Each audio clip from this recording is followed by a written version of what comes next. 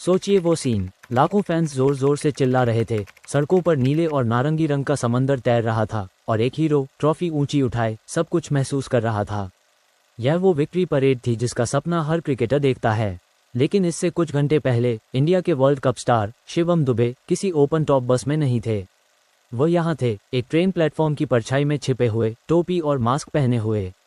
वो एक भूत थे। यह उनके घर वापसी के सीक्रेट सफर और उसके ठीक बाद हुए जबरदस्त जश्न की अविश्वसनीय सच्ची कहानी है। इंडिया का 2026 टी20 वर्ल्ड कप डिफेंस इतिहास के पन्नों में दर्ज होने वाला था। वे टाइटल को कामयाबी से बचाने वाली अकेली टीम बनी और अपनी जमीन पर इसे जीतने वाली पहली टीम बनी। यह एक रोलर कोस्टर जैसा कैंपेन था। साउथ अफ्रीका से कड़ी हार के बाद टीम का फोकस और बढ़ गया और वे ऐसे खेले जैसे उन पर कोई भूत सवार हो।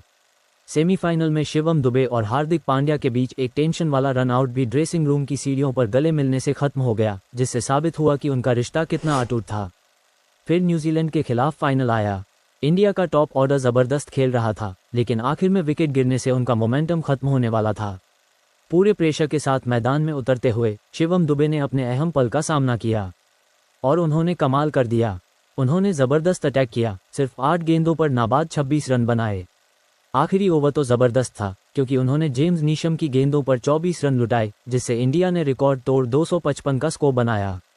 दुबे साइलेंट फिनिशर बन गए थे, आखिरी एक्ट के हीरो।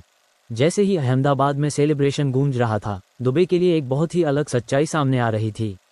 मुंबई के लिए हर फ्लाइट पक्की बुक थी, जबकि दूसरे लोग शायद इंतजार करते। दुबे के पास एक ज्यादा जरूरी काम था।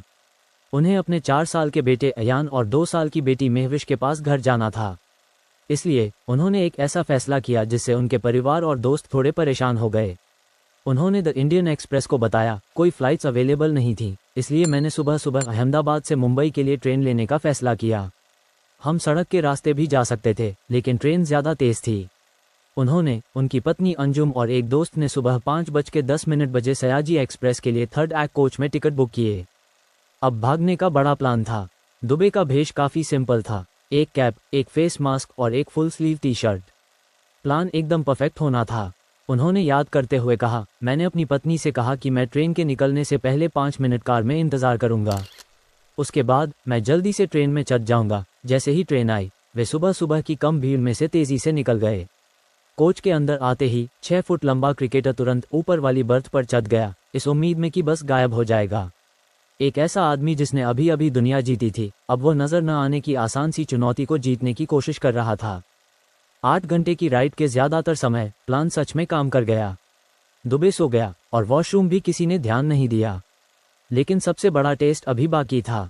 टिकट चेकर उनके कोच में आया, सबके टिकट चेक किए।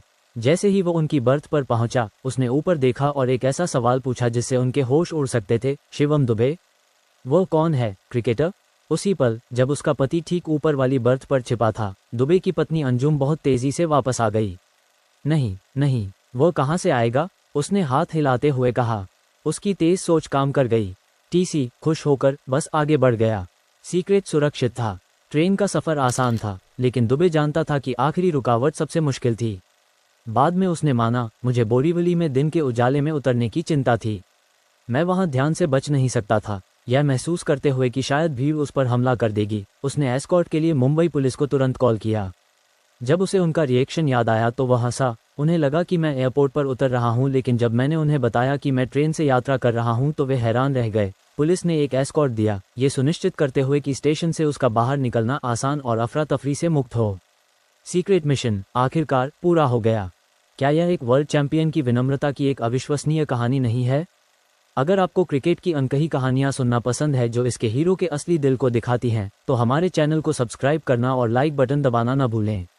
और हमें कमेंट्स में बताएं, किसी स्पोर्ट्स स्टार की विनम्रता का आपका पसंदीदा पल कौन सा है?